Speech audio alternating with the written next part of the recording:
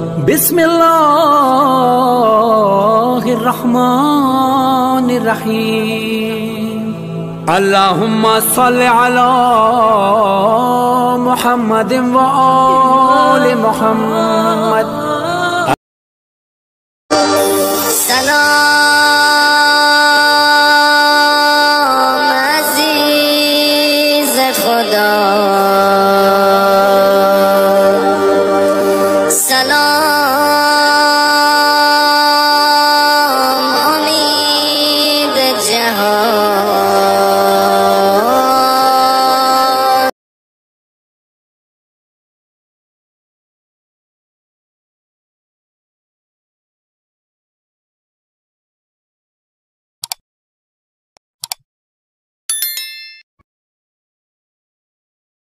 आज की ये मजलिस मखसूस व मनसूब है एक ऐसे मौजू की जानब जिसको तारीख़ में हर एतबार से छुपाया जाता है।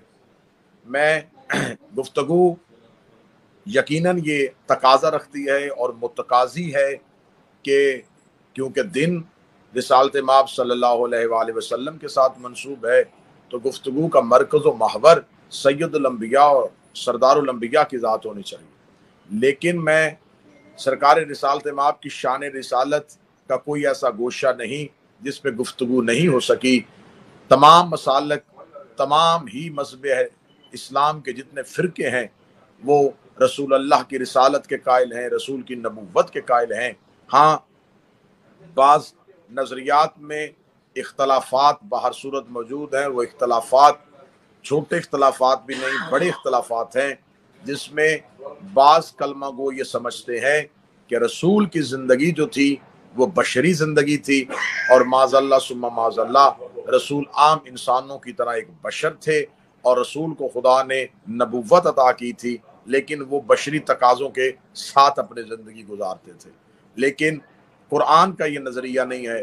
कुरान जो हमें सोच और फ़िक्र देता है, कुरान हमें ये कहता है कि ये नूर थे जिसे खुदा ने अपनी किबरियाई की तन्हाई के लिए खल किया था। ये सैयदुल अंबिया आए अंबिया के बाद में हैं, लेकिन थे नबियों से पहले।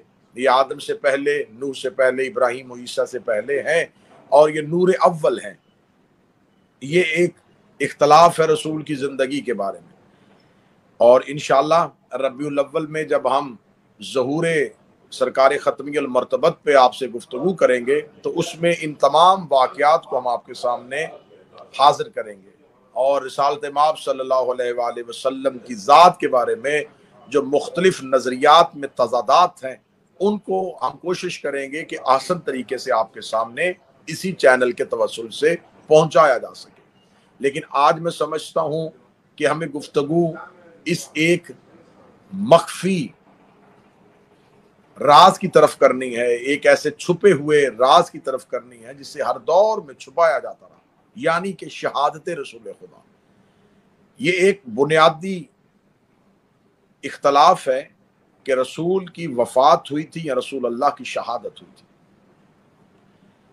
हत्ता के रिसालत माब को नूर मानने वालों में भी एक सोच पाई जाती है कि शहादत रसूल खुदा नहीं मनानी चाहिए या नहीं हुई थी। तो क्योंकि आज के दिन इस चैनल ने, विलायत अली ने ये हमें प्लेटफॉर्म मुहैया किया है और मौला इनकी तौफीकात में इजाफा फरमाए कि ऐसे तमाम गुफ्तगू के तमाम उन्वानात, ऐसे तमाम मौज़ूआत जिस पे गुफ्तगू से इज्तनाब बरती जाती है, हम इस प्लेटफॉर्म के ज़रिए से आप तक पहुँचाने की कोशिश करते हैं। हजूर, सबसे पहली गुजारिश ये है कि रसूल अल्लाह को खुदा ने कायनात के अमूर पे नाज़म बना के भेजा था। हुवल्लज़ी बअस फ़िल उम्मिय्यीन रसूलन मिनहुम यतलू अलैहिम आयातिहिम व युज़क्कीहिम व युअल्लिमुहुल किताब वल हिकमा। हमने मबऊस किया था रसूल को उम्मीयीन में से ताकि वो उन्हें आयात पढ़ के सुनाए, तलावत करे और उनके नफूस को पाक और पकीज़ा करे। जहाँ खुदा ने रसूल अल्लाह की ज़ात को अफजलियत दी थी, जहाँ रसूल ज़ात को अहम बना के भेजा था, तो वहाँ ये बात रोज़े रोशन की तरह आया है कि वो रसूल जो कायनात के अमूर पे कुदरत रखता है, उस रसूल की तबई मौत नहीं हो सकती। तबई मौत तब होती है कि जब आप अपनी तबीयत पर एतदाल और तवाज़न बरकरार ना रख सकें। यकीनन मौत अल्लाह का हुक्म है, मौत अल्लाह का अम्र है और हर नफ्स मौत का जायका चखेगा। लेकिन हम अपने शुहदा के बारे में भी, खुदा कुरान में कहता है कि जो राह हक में कत्ल हो जाते हैं वो जिंदा हैं और तुम उनका शऊर नहीं रखते। यानी कि मुस्तफ़ा के कहने के मुताबिक जो जिंदगी गुजारता हुआ राह खुदा में शहीद हो जाए वो तो जिंदा है, और जिसने ये राह दिखाया हो वो मुर्दा कैसे हो सकता है। जियो के बोला जियो। अब रिसालत माब सल्लल्लाहु अलैहि वसल्लम की जिंदगी में आप उनकी हयात तैयबा देखें, जनाब नूह 950 साल तक की जिंदगी है। अंबिया की जिंदगी की तौलानी मुद्दतों को देखें तो रिसालत माब की हयात तैयबा 63 बरस की है। 63 बरस में रिसालत माब की जिंदगी का इब्तदाई दौर मक्का में गुजरा जो 40 साल पे मुहित था। फिर 23 साल रसूल के मदनी दौर के, 40 साल के दौर में रिसालत माब पर मुजालम हुए, रिसालत माब पर जुल्म हुए, सोशल बाइकाट हुआ, रसूल पाक को मक्का में अजियतें और तकलीफ़ें बर्दाश्त करनी पड़ी। फिर रिसालत माब ने हिजरत की, हिजरत करके मदीना पहुँचे, मदीना में आके बदर, ओहद, खैबर, खंदक और ये तमाम गज़वात जो थे ये रिसालत माब की मदनी ज़िंदगी का हिस्सा है। जब रिसालत माब ने दीन हक का आगाज़, अब मैं गुफ्तगू का मौजू पे आने लगा हूँ कि आखिर जो भी कत्ल होता है वो किसी न किसी दुश्मनी की वजह से होता है। रिसालत माब की शहादत या रसूल के कत्ल के पीछे साजिश क्या थी? जब रिसालत माब ने मक्का में दीन इस्लाम की बुनियाद रखी और रिसालत माब ने मक्का से ऐलान इस्लाम किया और आगाज़ इस्लाम हुआ, तो बज़ाहिर तो मक्का वालों के लिए ये बात बिल्कुल नई थी कि किसी ऐसे खुदा को तस्लीम किया जाए जो नज़र नहीं आता। लेकिन रिसालत माब ने अपना किरदार इतना बेहतर तरीके से मक्का वालों के सामने पेश किया था कि अहले मक्का को खुदा देखने की ज़रूरत इसलिए पेश नहीं आई कि रसूल जैसा सादिक कह रहा था, रसूल जैसा सच्चा कह रहा था। लिहाजा रसूल की ज़ुबान अतहर पर यकीन करते हुए, रसूल के किरदार को तस्लीम करते हुए मक्का वालों ने तौहीद को तस्लीम कर लिया। अब मक्का में मुख्तसर सा जो अहबाब रसूल के साथ इस दायरा इस्लाम में दाखिल हुए वो मोहब्बत रसूल अल्लाह में दाखिल हुए और रसूल की मोहब्बत के जरिए उन्होंने अल्लाह को पहचाना। फिर बात सुनिएगा, ये वो लोग थे जिन्होंने मोहब्बत रसूल से की, पहचाना अल्लाह। ये वो लोग थे जिन्होंने रसूल के जरिए अल्लाह को पहचाना। उन्होंने अल्लाह देखा नहीं, उन्होंने अल्लाह सुना नहीं, उन्होंने अल्लाह के वजूद का मुतालबा नहीं किया। बस उन्होंने ये कह दिया कि ए मोहम्मद इब्ने अब्दुल्ला, हमें तुमसे मोहब्बत है। अगर तू कह रहा है तो फिर हम मानते हैं कि अल्लाह है। अगर तू कह रहा है कि कोई जन्नत है तो हम मानते हैं कि वो है। अगर तू कह रहा है कि कोई जहन्नम है तो हम तस्लीम करते हैं कि वो है। अगर आप कहते हैं कि कोई फरिश्ता उतरता है तो हम ना देखते हुए मानते हैं कि वो है। यानी कि उन्होंने पूरे का पूरा इस्लाम कहते तस्लीम करने, उन्होंने रसूल की बात को तस्लीम कर लिया। उन्होंने कहा हम तस्लीम करते हैं कि जो आप कह रहे हैं ये हक है। ये वो लोग थे जो हकीकी मुस्लिम थे, क्योंकि इन्होंने रसूल की जुबान को तस्लीम किया था और रसूल पाक की जुबान को तस्लीम करते हुए इन्होंने कलमा पढ़ा था। अब जब रिसालत माब मक्का से निकलते हैं तो तस्लीम शुदा अफराद रसूल के साथ हिजरत करके मदीना पहुंचते हैं। जब रिसालत माब मदीना पहुंच जाते हैं तो मदीना में जाके रिसालत माब एक मुख्तसर से लश्कर के साथ कुफार के साथ जंग करते हैं। बदर की जंग, ओहद की जंग और फिर फतह मक्का। फिर जब रसूल उसी शहर को फतह करते हैं तो आपके अजली तरीन दुश्मन मजबूरन जिंदगी बचाने के लिए कलमा पढ़ लेते, कबूल इस्लाम करते।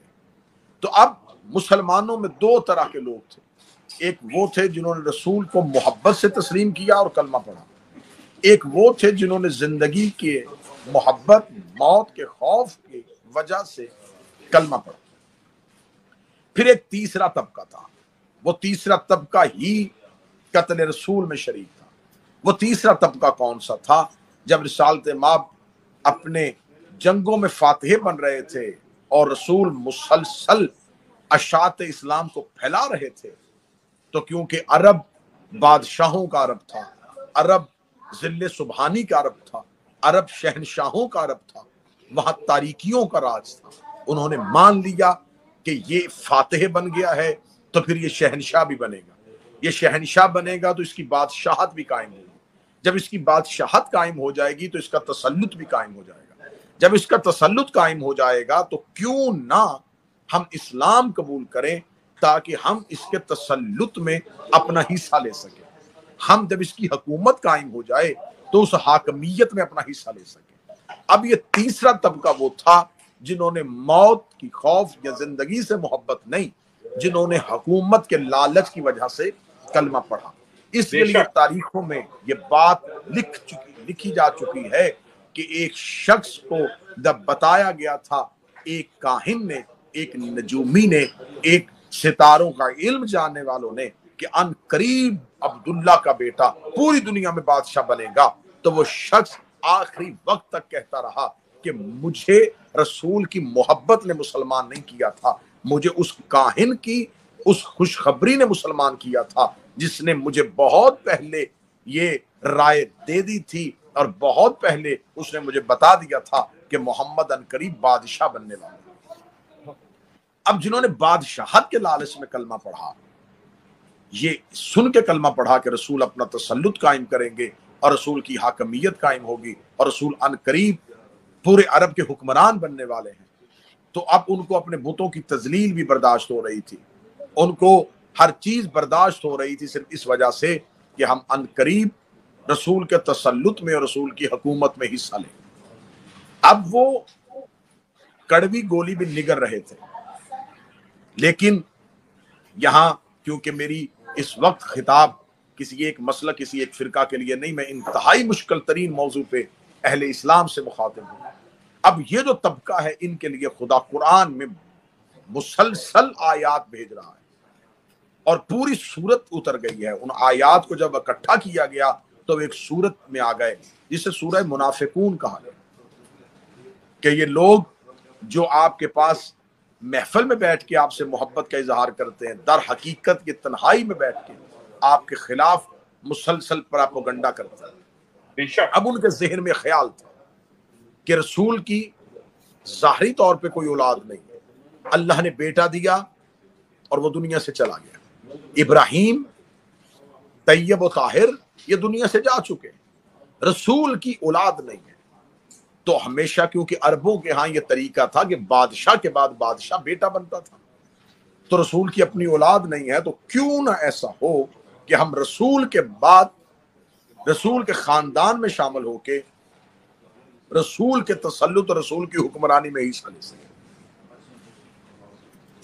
इस वजह से बास अहबाब ने रसूल से रिश्तेदारी की कि शायद रसूल की नस्ल हमारे खानदान से चली जाए।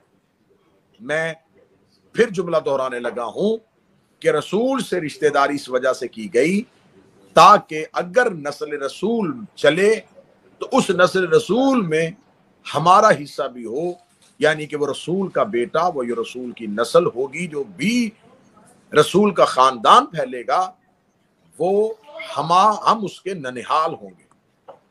लेकिन कुदरत परवरदिगार थी कि खुदा ने ऐसा ना होने दिया और रसूल की बेटी जनाब सैयदा फातिमा ज़हरा, रसूल की ज़ौजा मलिकतुल अरब, शहजादी की बेटी, खुदा ने रसूल की नस्ल रसूल के बेटी के जरिए से चला गई। अब जब रसूल की बेटी के जरिए रसूल की नस्ल चली तो अब उन्हें ये बात दौड़ रही थी जहनों में कि हम तो जिस लालच में रिश्तेदारी कर रहे थे वो लालच भी खत्म होता चला जा रहा है कि रसूल की तो रिश्तेदारी में हम शरीक नहीं हो सकते। अब खुदा कुरान में जहां मुनाफिकीन के लिए आयत भेज रहा था तो वहां खुदा हसनैन की शान में भी आयतें भेज रहा था। वहां खुदा ने एक कुरान में नस दे दी आया मुबाहला में कि हसन और हुसैन बनस कुरान रसूल के बेटे।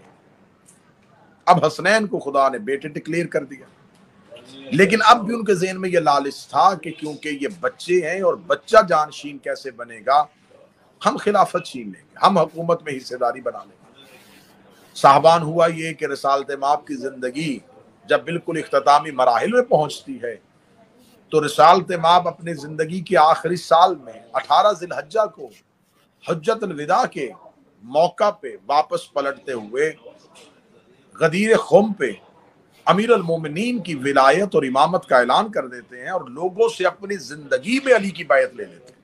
نعرہ حیدری یا علی علی علی علی۔ میں بہت سی چیزیں، بہت سے حقائق سے نکلتا چلا آ رہا ہوں اور بڑی جلدی سے نکلتا چلا آ رہا ہوں، کیونکہ وہ حقائق آپ کے سامنے عیاں ہیں کہ کون کون سی آیات علی کی شان میں آئیں، رسول نے کون کون سی حدیثیں کہیں، کون کون سی امیر المومنین کے بارے میں رسول کی حدیث تھی۔ میں ان ساری چیزوں سے گزرتا آ رہا ہوں کیونکہ وہ چیزیں آپ کی سنی ہوئی ہیں۔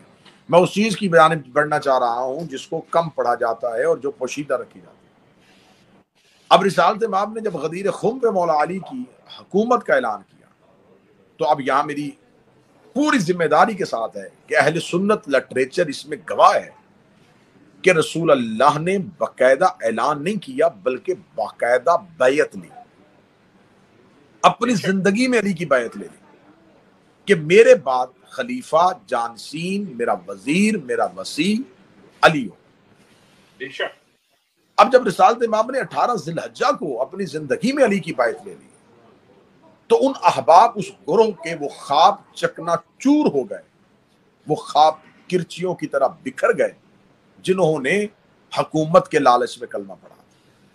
اب بعد از غدیر رسول اللہ کی زندگی کے جو ایام اگر آپ دیکھیں گے تو اس میں آپ کو یہ سازش بالکل عیاں ہو جائے گی کہ غدیر کے بعد امت نے رسول کے ساتھ کیا سلوک کیا۔ غدیر کے بعد رسول اللہ کی زندگی میں دوبارہ وہی مصائب پلٹ آئے جو مکہ کی زندگی میں تھے۔ رسالت مآب کے ساتھ رسول اللہ کے پاس بیٹھ کے رسول کے سامنے زبان درازی کی جاتی تھی، رسول کے سامنے تضحیق کی جاتی تھی، رسول کے سامنے بار بار رسول کے فرامین کو رد کیا جاتا تھا۔ تو آخر یہ رسول کی بڑی مختصر سی زندگی ہے کہ 18 ذی الحجہ کو رسول اعلان کرتے ہیں اور 28 صفر کو رسول کی شہادت ہو جاتی ہے۔ رسالت مآب جب اعلان کر کے واپس پلٹتے ہیں تو پلٹ کے اب رسول چاہتے تھے کہ جو بیعت میں نے امیر المومنین کی غدیر میں کروا دی ہے تو اب صرف بیعت نہیں، میں باقاعدہ طور پہ حکومت ٹرانسفر کروں اور علی کو مسجد نبوی میں اپنی زندگی پہ منبر پہ بٹھا دوں۔ اب جن لوگوں کا خوف اور خطرہ تھا کہ یہ لوگ علی کی حکومت کو تسلیم نہیں کریں گے، رسول اللہ نے ایک لشکر ترتیب دیا جسے لشکر اسامہ کہتے ہیں۔ اسامہ ایک نوجوان صحابی تھا، رسول نے اس کی قیادت میں ایک لشکر ترتیب دیا کہ یہ لشکر ہے اسامہ کی قیادت میں، یہ لوگ جو ہیں وہ اس لشکر میں شامل ہوں گے اور یہ فتوحات کے لیے یہاں سے نکلیں گے۔ اور رسول نے کہا کہ اس لشکر میں بھی نہیں جاؤں گا اور علی بھی نہیں جائے گا۔ بعض احباب کو اس لشکر میں شامل کیا۔ اب لشکر اسامہ یا جیش اسامہ یہ تاریخ کا ایک موضوع ہے۔ اب جب رسول نے کہا کہ بعض نام لیے گئے جو نام اہل سنت لٹریچر میں ہے کہ تم لوگوں نے اسامہ کے لشکر میں جانا ہے۔ اسامہ کون تھا؟ ایک نوجوان۔ ان لوگوں نے رسول سے کہا کہ آپ ایک بچے، ایک جوان کی قیادت میں لشکر کیوں بھیج رہے ہیں؟ اس میں راز کیا تھا؟ انہوں نے رسول کی زندگی میں اس لشکر میں جانے سے انکار کیا۔ رسول نے ان کا انکار تاریخ میں لکھوا دیا۔ رسول اللہ نے یہ انکار کیوں لکھوایا؟ اس وجہ سے لکھوایا کہ آج میری زندگی میں جو میرے بنائے ہوئے نوجوان سردار کے لشکر میں نہیں جاتے، کل کو وہ یہ کہہ کے علی کی حکومت کا انکار نہ کریں کہ علی نوجوان ہے۔ کہ اگر آپ کل کو یہ کہہ کے امیر المومنین کی حکومت کا انکار کریں گے کہ علی تو جوان تھا تو اس لیے ہم نے علی کی سربراہی کو تسلیم نہیں کیا، تو رسول تو اپنی زندگی میں اسامہ کو بھی بنا رہے تھے کہ تم اسامہ کے لشکر میں چلے جاؤ۔ تو جو نبی اسامہ کو لشکر کا سردار بنا رہا تھا وہی نبی علی کو امت کا سردار بنا رہا تھا۔ تو جن لوگوں نے ایک چھوٹے سے لشکر میں ایک جوان کی سرداری رسول کے کہنے پہ قبول نہیں کی، وہ رسول کے کہنے پہ امت کی سرداری علی جیسے جوان کی قبول کیسے کر سکتے تھے؟ اب یہ بات روز روشن کی طرح آ گئی اور تاریخوں نے لکھ دی کہ لشکر اسامہ سے جانے سے انکار کر دیا گیا. یہ لشکر نکلا بھی ہے, مدینے سے تھوڑا باہر گیا اور یہ واپس پلٹے کہ نہیں ہم اس لشکر میں شامل نہیں ہوں گے. اب جب انہوں نے لشکر میں شامل ہونے سے انکار کر دیا اور خبر ان کو یہ طے تھی کہ رسول آخری حج میں کہہ چکے تھے کہ یہ میری زندگی کا آخری حج ہے. اب رسالت مآب کو مختلف موقعوں پر زہر دی گئی تھی. ان میں سے ایک زہر جو ہے خیبر کے ایک یہودیہ عورت نے بھی رسالت مآب کو دی تھی. بعض مورخین کا یہ خیال ہے کہ وہ زہر کا اثر جو تھا وہ نبی کے بدن میں تھا, لیکن نبی کو اسی زہر کی وجہ سے نبی کی شہادت ہوئی. لیکن دی عورت نے تھی, لیکن یہودیہ عورت نے نہیں دی تھی. یہ خیبر کی دی ہوئی زہر نہیں تھی, 7 ہجری کی دی ہوئی زہر نہیں تھی. اب اگر اس میں یہ کیونکہ مشکل ترین امر ہے اور قاتلین کے ساتھ لوگوں کے بڑے گہرے روابط ہیں, تو یہاں میں بات کہوں گا کہ صحیح بخاری میں ایک واقعہ لکھا ہے کہ رسالت مآب کو ان کے آخری وقت میں ان کے حجرے میں دوا پلائی جا رہی تھی اور رسول دوا پینے سے انکار کر رہے تھے. اب میں یہ سوال کرتا ہوں کہ اگر دوا میں شفا ہوتی تو نبی انکار کیوں کرتے؟ وہ رسول جس نے علاج کا حکم دیا ہے کہ اگر تم بیمار ہو تو پہلے اپنے علاج کا بندوبست کرو, اپنے معالج کا بندوبست کرو. امیر المومنین کے سر پہ ضرب لگی ہے. آج وہ علی جو کائنات کے امور پہ قادر ہے, وہ امیر المومنین مولا امام حسن سے کہتے ہیں کہ جراح کو بلاؤ, اس کو بلاؤ جو زخم ٹھیک کرتا ہے. تاریخوں نے لکھا ہے کہ جراح کو بلایا گیا, طبیب کو بلایا گیا. طبیب نے آ کے مولا علی کے سر کے زخم کو دیکھا. اب میرا سوال ہے کہ وہ علی جو زمین پہ بیٹھ کے آسمان کے رستے جانتا ہے, بلکہ میں اور آسان کروں, جس کا بیٹے کا جھولا فطرس کو پر دیتا ہے, کیا بات ہے قبلہ, جس کے بیٹے کا جھولا فطرس جیسے فرشتے کو پر دیتا ہے, وہ علی اپنا زخم حکیم کو کیوں دکھا رہا ہے؟ علی آخری وقت میں بھی سنت دے رہے تھے کہ کل کو کوئی میرا شیعہ علاج سے اس لیے محروم نہ رہے کہ علاج کیوں کروائیں. علی نے ہمیں طور اور طریقہ دیا, امیر المومنین نے ہمیں سکھایا کہ زندگی میں جب مشکل اور مصیبت ہو یا بیماری ہو تو اپنا وقت میں گزارا کیسے کرنا. اب وہ رسول جو علاج کا حکم دیتا ہے, صحیح بخاری کہتی ہے کہ اس کو دوا پلائی جا رہی تھی, وہ انکار کر رہے تھے. اب میرا اگلا سوال, رسالت مآب کی قبر مبارک آج بھی کہاں ہے؟ رسول کی ایک زوجہ کے حجرے میں. کہتے ہیں رسول اسی حجرے میں زیادہ وقت گزارتے تھے, تو اسی حجرے میں رسول رہتے تھے. رسول اللہ کو آخری ایام میں اس حجرے میں کیوں رکھا گیا تھا؟ رسالت مآب صلی اللہ علیہ وآلہ وسلم کے آخری ایک حدیث بڑی مشہور حدیث ہے جس سے تمام اہل سنت اکابرین نے انکار نہیں کیا. اس حدیث کو کہا جاتا ہے حدیث کرتاس. کرتاس کہتے ہیں قلم و کاغذ, کہ رسالت مآب نے آخری وقت میں اسی حجرے میں کاغذ اور قلم مانگا تھا کہ مجھے کاغذ اور قلم دیا تاکہ میں کچھ لکھ دوں, کچھ نوشتہ لکھ دوں, کچھ تحریر کر دوں.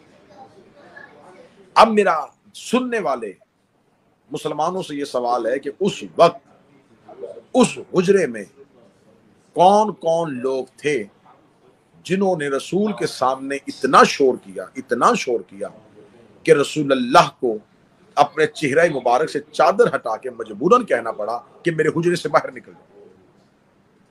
رسول کو کاغذ قلم دینے سے انکار کر دیا گیا. آخری وقت میں رسول کو کاغذ اور قلم نہیں دی جاتی کہ یا رسول اللہ ہمیں ضرورت نہیں ہے, حسبنا کتاب اللہ, ہمیں آپ کے بعد اللہ کی کتاب کافی ہے, آپ ہمیں کچھ بھی نہ لکھ کے دیں گے تو ہم قرآن سے رہنمائی لے لیں گے. اب رسالت مآب کی وہ تحریر جو رسول لکھنا چاہتے تھے امت کی ہدایت کے لیے, اس کے رستے میں رکاوٹ کون بنے؟ یقیناً با یقیناً دیکھیں, آپ ایک معاشرتی دنیا میں زندگی گزار رہے ہیں. جب ایک شخص کو کوئی قتل کر دے یا قتل کی کوشش کرے اور اس کی زندگی کی سانسیں ابھی باقی ہوں تو اس کا آخری بیان جو ریکارڈ کروایا جاتا ہے یہ سب سے اہم ہوتا ہے۔ فوری طور پہ وہ جتنی بھی کرٹیکل سچویشن میں ہو اور جتنی بھی سنجیدہ حالت میں ہو، فوری طور پہ کہا جاتا ہے کہ جب تک اس کی سانسیں ہیں جلد از جلد اس کا آخری بیان ریکارڈ کروا لیا جائے تاکہ وہ ایز اے ایویڈنس کام آ سکے کہ مقتول نے آخری وقت میں اپنے قاتل کے بارے میں کیا کہا تھا۔ کیا بات ہے قبلہ، بے شک۔ اب جب مقتول اپنا بیان ریکارڈ کروانے کی کوشش کرتا ہے تو جنہوں نے چھپ کے حملہ کیا ہوتا ہے، جن کے بارے میں لوگوں کو نہیں پتا ہوتا کہ اصل قاتل یہ ہیں، وہ اس وقت مقتول کے ارد گرد منڈلا رہے ہوتے ہیں۔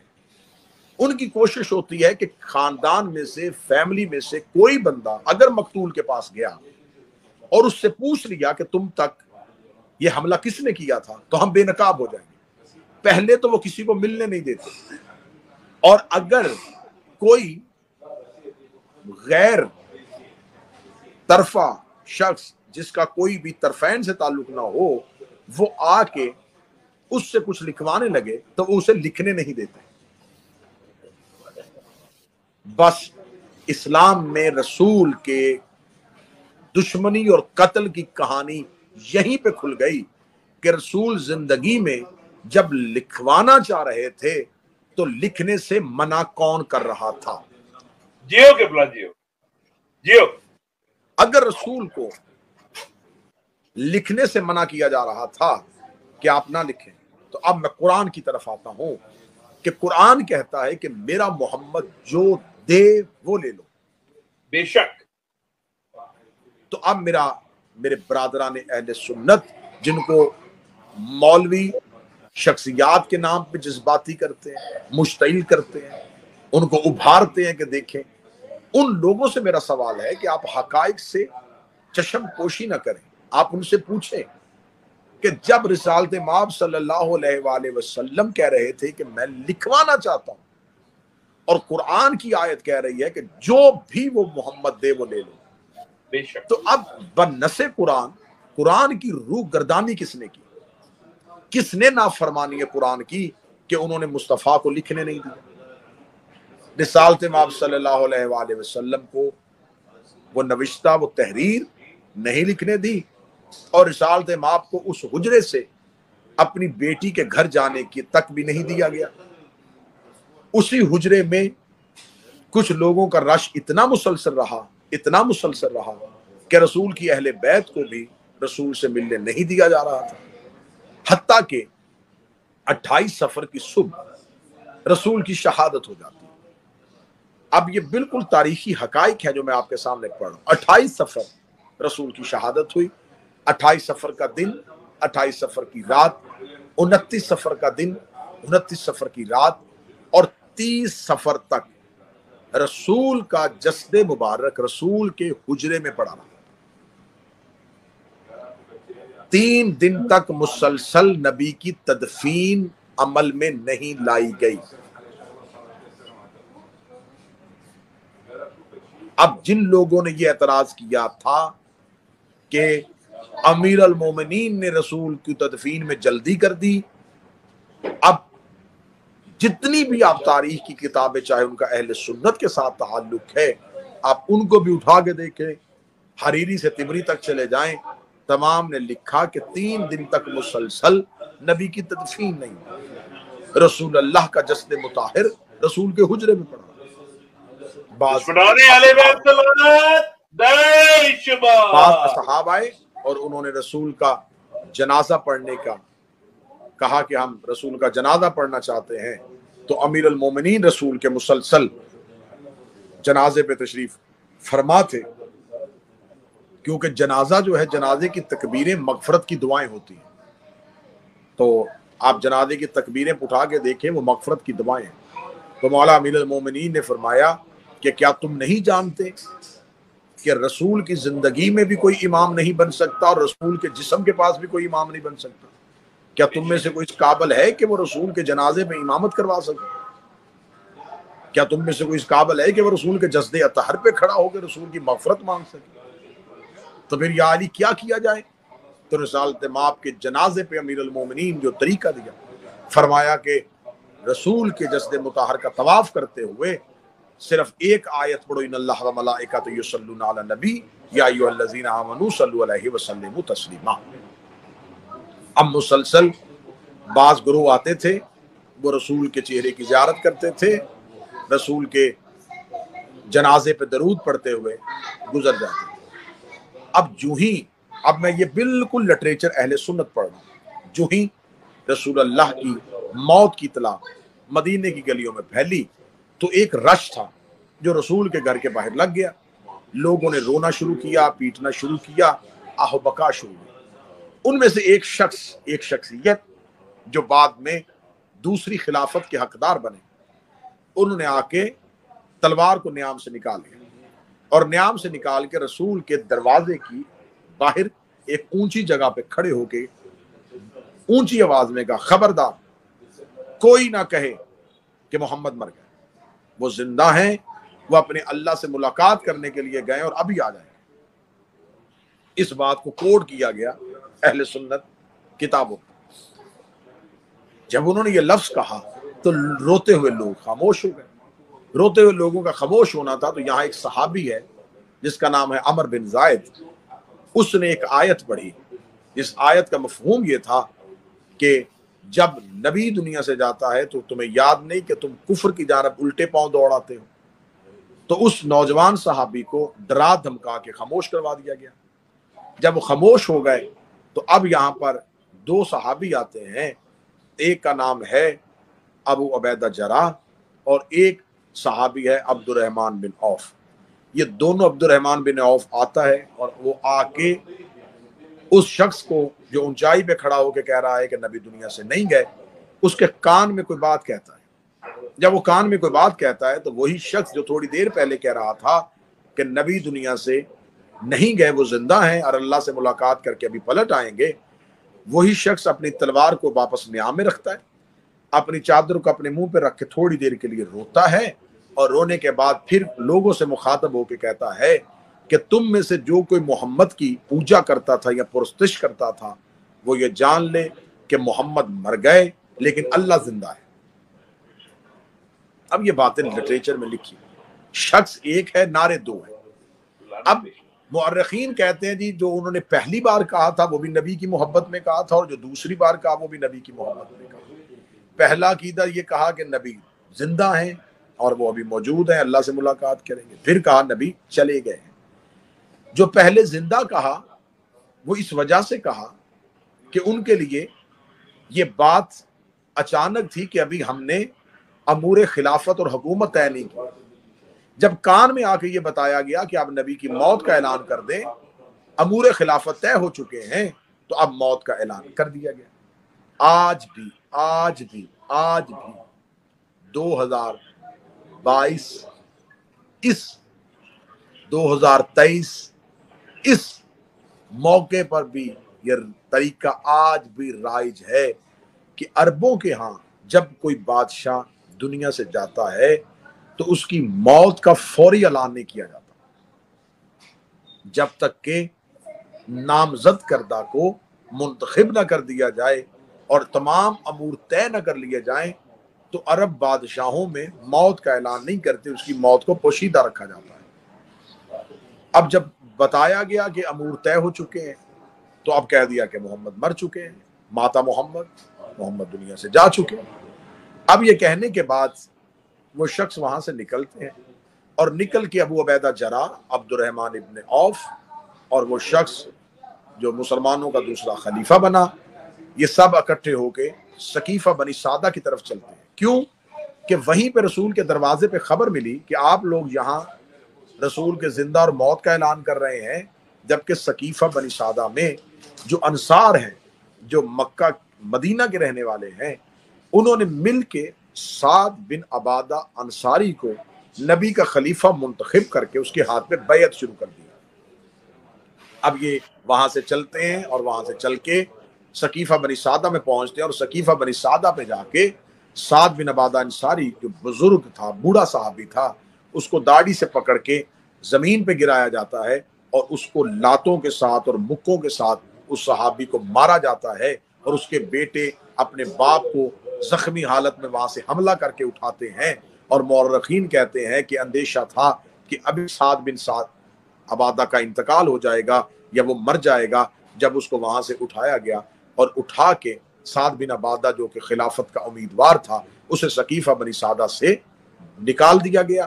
ایک لڑائی ہوئی، ایک وہاں پہ مسلسل شور مچا، اور آخر انصار نے کہا کہ ہم میں سے ہوگا نبی کا جانشین، مہاجرین نے کہا ہم میں سے ہوگا۔ اب یہ ایک دوسرے پہ سبقت لے جانے کی کوشش کر رہے تھے کہ آخر وہی شخص جس نے ابھی رسول کے دروازے پہ کہا تھا کہ نبی زندہ ہے، اس نے اٹھ کے ابو بکر ابن قحافہ کے ہاتھ پہ ہاتھ رکھ کے بیعت کی، اور بیعت کر کے کہا کہ میں بھی اسے خلیفہ تسلیم کرتا ہوں اور تم لوگ بھی اسے خلیفہ مانو۔ اور یہ کہہ کے ایک اکثریت نے وہاں پر ان کی بیعت کرنی شروع کر دی۔ اب میں یہ بات آپ تک پہنچانا چاہتا ہوں، 3 طرح کے گروہ اس وقت مدینہ میں موجود تھے۔ ایک مہاجرین، ایک انصار۔ مہاجرین وہ تھے جو نبی کے ساتھ ہجرت کر کے آئے تھے، انصار وہ تھے جو مکہ کے رہنے والے تھے۔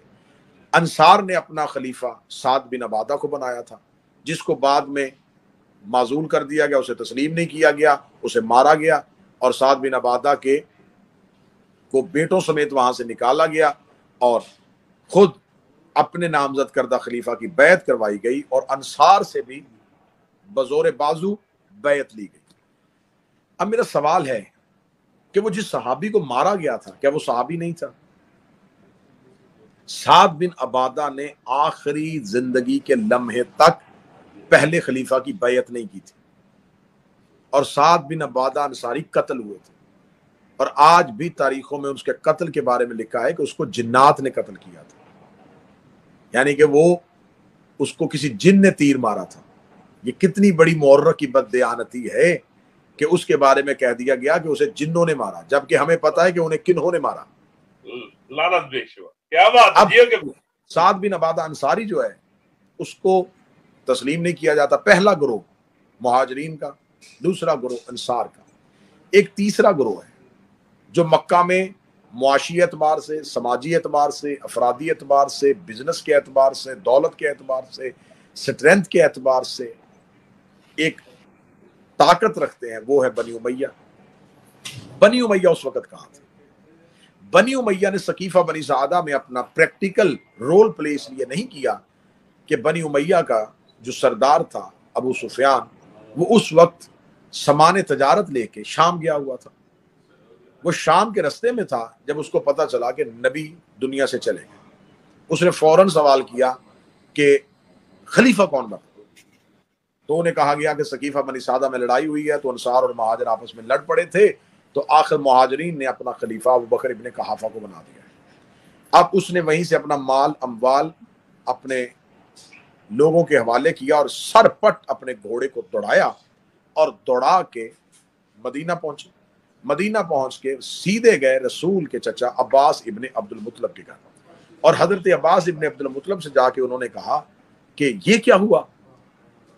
دو تو خاندان مشہور اور معروف تھے، ایک بنی ہاشم اور ایک بنی امیہ، یا خلافت ہاشمیوں کا حق تھا یا امویوں کا حق تھا، لیکن یہ کیا ہوا کہ خلافت نہ ہاشمیوں کے پاس گئی نہ امویوں کے پاس گئی، اور خلافت چھوٹے قبیلوں میں چلی گئی۔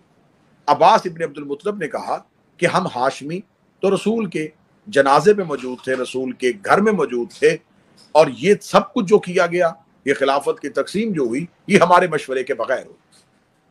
ابو سفیان نے حضرت عباس ابن عبد المطلب سے کہا کہ آپ اٹھیے اور اٹھ کے میرا ساتھ دیجئے کہ آپ علی کے پاس جائیں اور علی کو میرا یہ پیغام پہنچائیں کہ میں یہ چاہتا ہوں کہ خلافت کا سب سے بہترین حقدار علی ہے، جس کا رسول اعلان کر کے گئے ہیں، تو علی صرف اور صرف کوئی کچھ نہیں کرے گا۔ علی ابن ابی طالب صرف مسجد میں جا کے یہ کہے کہ میں خلافت کا حقدار ہوں، یہ کہہ کے علی خاموش ہو جائے، علی کو کچھ کرنے کی ضرورت نہیں، خلافت لے کے دینا میرا کام ہے میں مدینہ کی گلیوں کو سواروں سے اور پیادوں سے بھر دوں گا. اس سے مولانا ابو العالی مودودی تک تمام نے لکھا. اب جب عباس ابن عبد المطلب کو یہ بات کہی تو حضرت عباس ابن عبد المطلب کو ظاہراً یہ بات بڑی اچھی لگی کہ بنی امیہ کا سردار بنی ہاشم کی طرفداری کر رہا ہے. حضرت عباس ابن عبد المطلب اسے ساتھ لے کے مولا علی ابن ابی طالب کے پاس گئے. اس وقت مولا علی قبر رسول پہ بیٹھے قرآن پڑھ رہے ہیں اور جا کے حضرت عباس نے کہا کہ اے علی، ابو سفیان آپ سے کچھ کہنا چاہتا ہے. امیر المومنین نے قرآن پہ نظر تھی اور فرمایا ابو سفیان کیا کہنا چاہتا ہے؟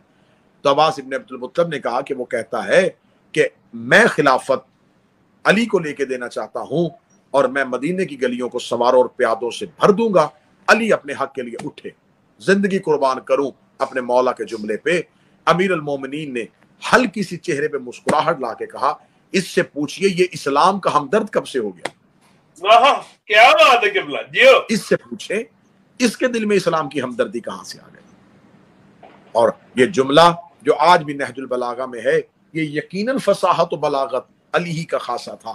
امیر المومنین نے فرمایا ابو سفیان تو مجھے وہ پانی پلانا چاہتا ہے جو گندلا ہے اور تو مجھے وہ لقمہ کھلانا چاہتا ہے جو میرے حلق میں رک جائے گا.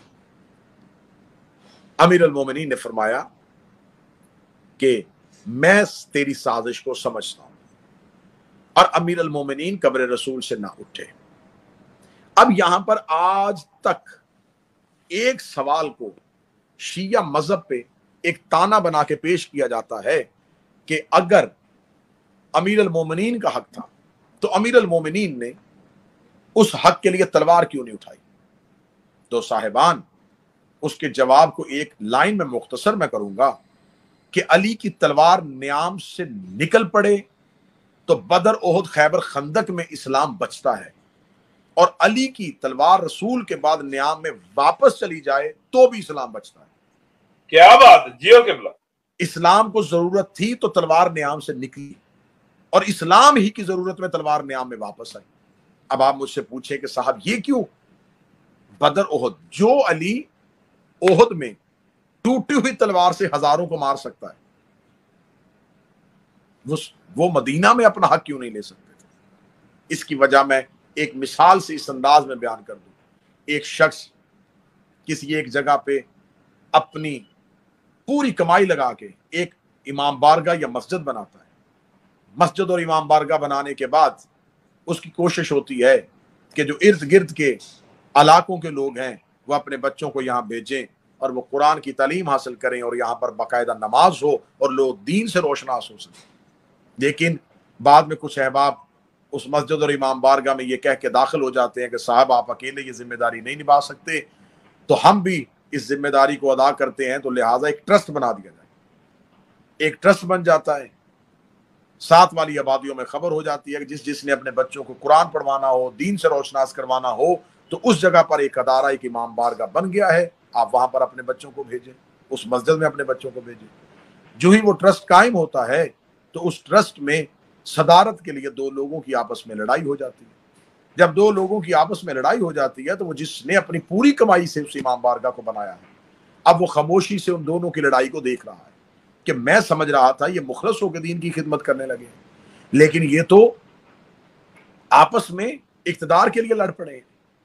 اب اسے خوف اور خطرہ پیدا ہو گیا کہ اگر اس لڑائی میں نے اپنا کردار ادا کیا اور میں نے اپنا حق استعمال کرنے کی کوشش کی تو وہ لوگ جن کے گھروں تک خبر پہنچی ہے کہ ان کے بچوں کے قرآن پڑھانے اور ان کی نماز پڑھانے کا بندوبست ہو گیا ہے وہ وہی ڈر کے خاموش ہو جائیں گے کہ اس امام بارگاہ میں جانے کا کیا فائدہ جہاں اپنے لیے لڑائیاں ہو رہی ہیں، اس مسجد میں جانے کا کیا فائدہ جہاں پر اپنے اقتدار کے لیے لڑائی ہو رہی ہے. تو صرف ان کی ذات کا نقصان نہیں ہوگا، نقصان مشن کا ہو جائے گا، نقصان اس مقصد کا ہو جائے گا، نقصان اس امام بارگاہ کی اس تبلیغ کا ہو جائے گا جس کے لیے میں کوشش اور کاوش کر رہا تھا. تو لہٰذا اگر وہ خاموش ہو جاتا ہے تو وہ اپنے مشن کو بچاتا ہے، وہ اپنے مقصد کو بچاتا ہے.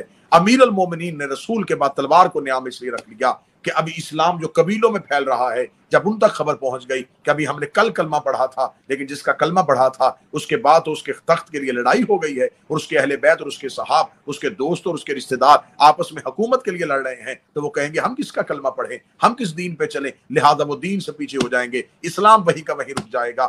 علی نے قربانی دی تھی تو مشن بچانے کے لیے دی تھی، علی نے قربانی دی تھی تو اسلام بچانے کے لیے دی تھی۔ آج پوری دنیا میں اگر اسلام بچا ہوا ہے تو وہ تلوار جو نیام میں واپس گئی تھی اسی کے صدقے سے بچا ہوا۔ جیو کے نعرہ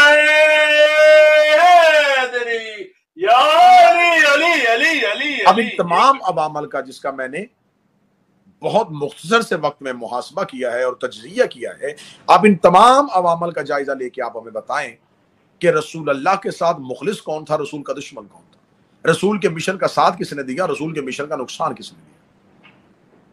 صاحبان، آپ کو بالآخر یہ غور کرنا پڑے گا، آپ چاہے شیعہ دشمنی میں آپ دیواریں کالی کریں، کتابوں کی سیاہی کے ساتھ کتابوں کے ورق کالے کر دیں، لیکن آپ کو ایک دن تسلیم کرنا پڑے گا کہ اصل میں اسلام کے دشمن وہی تھے جو علی کے دشمن تھے، بے شک رسول کے دشمن وہی تھے جو اصل میں اسلام کے دشمن تھے۔ رسول اللہ کو زہر دے کے انہی کے گھر کے اندر شہید کیا گیا۔ رسول کی جو حدیث تھی، میں بادشاہ کریم کربلا کے حرم کے سامنے ہوں، حسین منی و انا من الحسین، حسین مجھ سے میں حسین سے۔ اس حدیث کی مطابقت بھی کیا کہنے کیسی اکٹھی ہوئی کہ نانے کا لاشا بھی 3 دن پڑا رہا اور نواسے کا جنازہ بھی 3 دن پڑا رہا، لیکن نانے اور نواسے میں فرق تھا۔ نانے کا جنازہ حجرے میں پڑا رہا، نواسے کا لاشا صحرا میں پڑا رہا۔ نانے کے جنازے پہ درود پڑھا جا رہا تھا، نواسے کے لاشے پہ پتھر مارے جا رہے تھے۔ وہ رسول جس نے اسلام لوگوں کی رگوں میں اتارا تھا، وہ آخری وقت میں رو رو کے کہہ رہا تھا کوئی میری بیٹی فاطمہ کو بلائے۔ آخر خبر سیدہ تک پہنچتی، سیدہ باپ سے ملنے کے لیے باپ کے پاس آتی، اکلوتی اولاد رسول کی۔ رسول اللہ اپنی بیٹی کا سر اپنے سینے پہ رکھتے، سینے پہ رکھ کے رسول ماتھا چوم کے کہتے زہرا میرے بعد رونا نہ۔ اتنا جملہ کہنا تھا، یا باپ کی داڑھی چوم کے کہتی ہے بابا تیرے بعد فاطمہ کی زندگی کیسے گزرے گی، بابا تیرے بعد فاطمہ جیے گی کیسے۔ رسول اللہ کی آواز آئی زہرا میرے بعد۔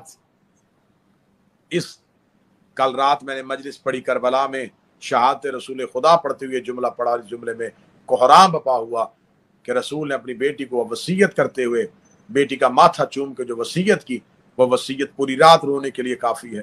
رسول کی آواز فاطمہ میرے بعد علی کا خیال رکھنا۔ حق یہ بنتا تھا کہ رسول علی سے کہتے علی میرے بعد زہرا کا خیال رکھنا، رسول علی سے کہتے کہ علی میرے بعد میری بیٹی کا خیال کرنا۔ ہائے محبت رسول کہ رسول کو پتا تھا کہ میرے بعد علی اتنا غریب ہو جائے گا کہ زہرا سے کہا زہرا میرے بعد علی کا خیال رکھنا۔ جس بیٹی سے کہا تھا کہ میرے بعد علی کا خیال رکھنا، جب بیعت علی لینے کے لیے لوگوں کا ہجوم علی کے دروازے پہ آیا تھا، دروازہ جلا سیدہ خاموش رہی، پہلو زخمی ہوا زہرا خاموش رہی، تازیانہ لگا زہرا خاموش رہی، چہرے پہ تماچا آیا زہرا خاموش رہی، بی بی کا محسن شہید ہوا بی بی خاموش رہی، لیکن جب علی کے گلے میں رسی آئی پھر محمد کی بیٹی خاموش نہ ہوئی، پھر دوڑ کے گئی اور تبرکات والا صندوق نکالا، اپنے رسول والا بابے والا امامہ سر پہ رکھا، تلوار کو ہاتھ دیوار سے اتار کے ہاتھ میں پکڑ کے کہنے لگی ہے اگر کسی نے علی کے گلے سے رسی نہ نکالی تو میں جنگ کے لیے اتر آؤں گی۔ فاطمہ زہرا کے ہاتھ میں تلوار دیکھی یا مدینہ میں کوہرام بپا ہوا۔ سلمان محمدی کہتے ہیں کہ میں نے مسجد نبوی کی دیوار کو اٹھتا ہوا دیکھا، لوگوں نے قیامت کے اثرات دیکھے تو علی کے گلے سے فوراً رسی کو نکال دیا۔ علی زخمی حالت میں زہرا کے پاس آئے، زہرا کے پاس آ کے کہا اے فاطمہ تو زہرا، اے بنت پیغمبر، تیرا پہلو زخمی، تیرا ہاتھ زخمی، تیرا سر زخمی، لیکن تو علی کی دفاع کے لیے گھر سے نکل آئی۔ علی کا ہاتھ پکڑ کے کہتی ہے میرے بابا نے کہا تھا زہرا میرے بعد علی کا خیال رکھنا، جیسے رسول نے کہا تھا زہرا میرے بعد علی کا خیال رکھنا، ایسے علی نے کہا تھا زینب میرے بعد حسین کا خیال رکھنا، ایسے ہی حسین نے کہا تھا سکینہ میرے بعد سجاد کا خیال رکھنا۔ آج اس گھر کی بیٹیوں کا مقدر کوئی علی کے ساتھ روتی رہی، کوئی حسین کے ساتھ روتی رہی، کوئی سجاد کے ساتھ روتی رہی۔ جو علی کے ساتھ ہوئی اسے بھی مسلمانوں نے مارا، جو حسین کے ساتھ آئی اسے بھی پتھروں کے ساتھ مارا، جو سجاد کے ساتھ آئی اسے بھی پتھروں کے ساتھ مارا۔ میرا اللہ علی کی بیٹیوں کے قاتلوں پہ لعنت فرمائے۔ لاکھوں درود و سلام ہو علی اور علی کی اولاد پہ، لاکھوں درود و سلام ہو حسین اور حسین کی اولاد پہ۔ میرا مالک کریم کربلا کا حرم ہے، میں دعا گو ہوں شب شہادت میرا مالک آپ تمام کو روضہ حسین کی زیارت نصیب فرمائے، کربلا کی زیارت نصیب فرمائے، آپ کے مرحومین کو جوار معصومین میں جگہ عطا فرمائے، آپ کی جملہ پریشانیوں کو دور فرمائے، وقت کے امام کے ظہور میں تعجیل فرمائے۔ ربنا تقبل منا انک انت السمیع الدعاء، آمین یا رب العالمین۔ اللہم صلی علی محمد وآل محمد۔ السلام